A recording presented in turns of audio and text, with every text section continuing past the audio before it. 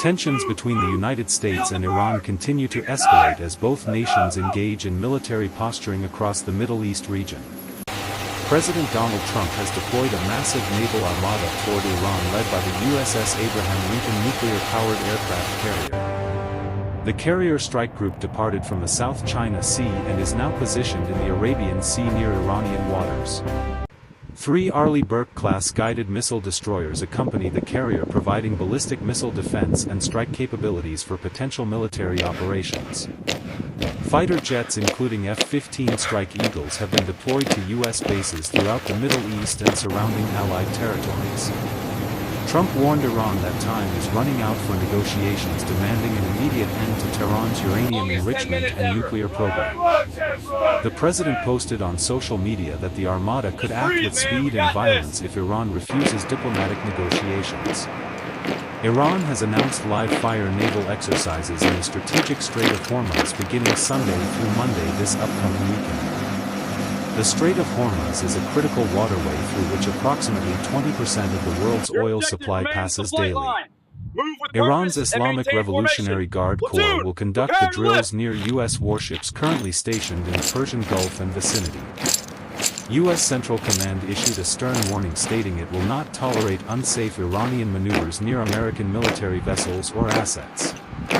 The command specifically warned against low-altitude flights over U.S. warships or Iranian speedboats approaching on potential collision course trajectories. Iranian Foreign Minister Abbas Araghchi stated his military stands ready with fingers on the trigger for immediate and powerful responses. Tehran insists its current priority is 200% readiness to defend the country rather than engaging in negotiations currently. Iran recently added 1,000 new strategic drones to its military forces, including suicide drones and reconnaissance cyber warfare aircraft.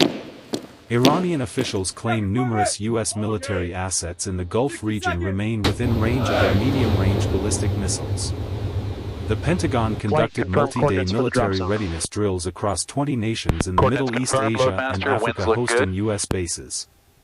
Treasury Secretary Scott Bessent announced new sanctions targeting Iranian officials responsible for the brutal crackdown on peaceful protesters across Iran. The sanctions target Interior Minister Iskander Mohammadi, who oversees law enforcement forces responsible for killing thousands of demonstrators nationwide. Additional sanctions target investor Babak Morteza Zanjani, who allegedly embezzled billions in oil revenue and now launders money for the regime. The State Department designated the notorious Fardis prison where women have endured cruel, inhuman, and degrading treatment during the recent crackdown. Sanctions also target Iran's shadow fleet of oil tankers used to generate funds supporting the regime's violent repression of citizens. 9 vessels and their respective owners or management firms were sanctioned for facilitating illegal Iranian oil exports despite international restrictions. The U.S. designated Ali Larijani, Secretary of Iran's Supreme National Security Council, as an architect of Tehran's brutal protest response.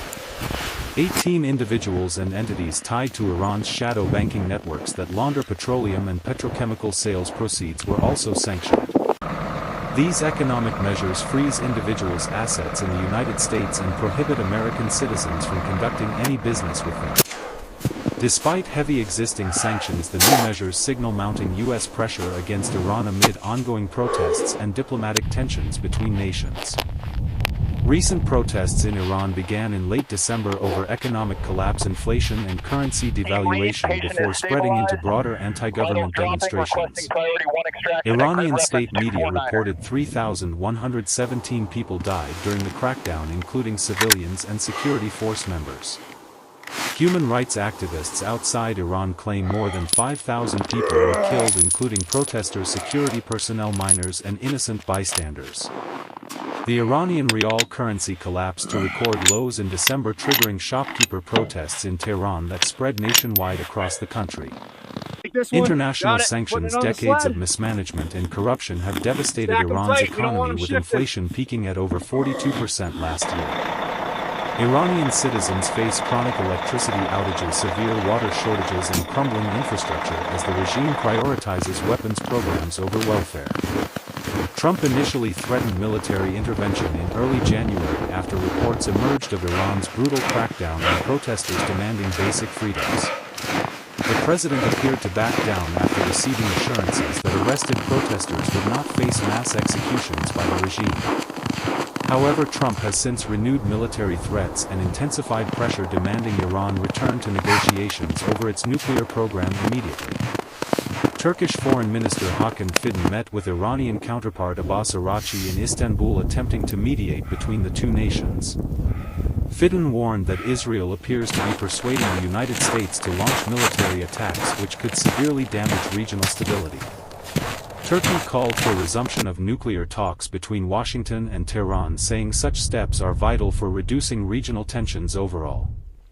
Regional diplomatic efforts are underway as Gulf Arab nations push Trump to refrain from attacking Iran, fearing regional chaos consequences. Trump stated Thursday that Iran wants to talk and negotiations remain possible despite the ongoing military buildup near Iranian territory. Iranian negotiator Kazem Garibabadi said messages have been exchanged with the U.S. through intermediaries, but Tehran prioritizes defensive readiness currently.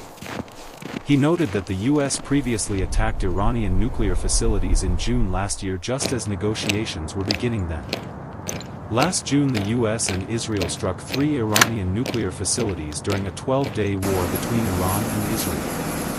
Iran retaliated by striking Qatar's Al Udeid air base used by U.S. forces and launching ballistic missiles at several Israeli cities. Iranian missiles managed to breach Israel's Iron Dome defense system multiple times, causing alarm in Tel Aviv and Washington policy circles.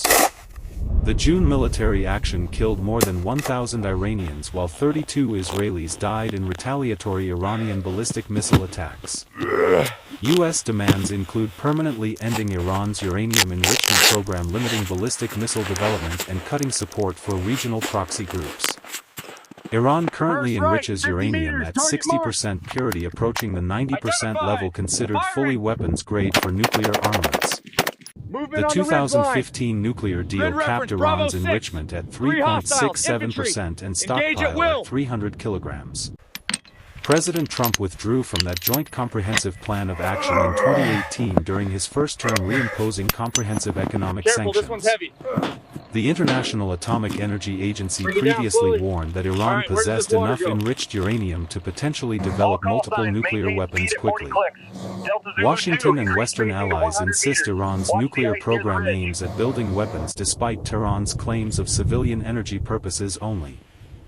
Iran maintains it will not negotiate under threat of military attack and insists on fair, balanced, non-coercive terms for any talks. Defense Secretary Pete Hegseth stated Iran should not pursue nuclear capabilities and he will deliver whatever this president expects in order. China's UN representative Fu Song urged all countries to oppose military adventurism, warning force cannot solve problems in this region. Russia said Thursday there remains room for negotiation between the U.S. and Iran despite the escalating rhetoric and military deployments. German Chancellor Friedrich Merz stated the Iranian government's days are numbered, calling the regime illegitimate for governing through violence and terror. France's armed forces minister said military intervention is not the preferred option and Iranians should rid themselves of this regime. The European Council adopted new sanctions against 15 Iranian individuals and 6 entities related to human rights abuses and repression. European nations largely remain silent on opposing Trump's military plans, focusing instead on supporting the Iranian people's democratic aspirations peacefully. Experts warn diplomatic efforts will likely have limited impact when it comes to defusing military tensions between Washington and Tehran currently. Analysts say Trump does not prioritize regional actors' opinions and makes decisions based primarily on U.S. strategic interests and objectives. The military buildup includes assets similar to those deployed before the June strikes and before operations against Venezuela in January. Naval experts note the USS Abraham Lincoln runs at speeds exceeding 56 kilometers per hour, enabling quick maneuvering and evasion. The carrier uses nuclear reactors rather than diesel engines, allowing decades of operation without requiring fuel for extended global deployments.